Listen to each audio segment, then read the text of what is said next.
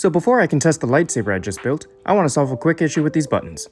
Here I have a couple of small 3D printed discs. I made these to be put at the bottom of the buttons I just showed you. What they're meant to do is add a little bit more material between the brass button on the outside of the hilt and the tactile button on the chassis inside the hilt. The reason I'm doing this is because without that little extra material, there's too much space between the brass button and the chassis buttons, so the brass buttons end up rattling around a lot. By adding these 3D printed discs, I'm hoping to reduce that as much as I can. But now that I've glued those on, I can take apart the hilt, put in the buttons, and then I can finally put in the chassis.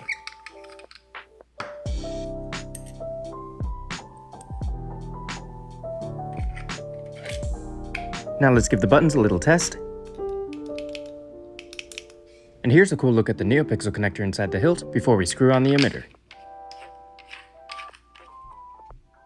The last thing to do is add a retention screw in the back to hold the chassis in place, and then we finally have the fully completed lightsaber, with buttons that don't rattle as much.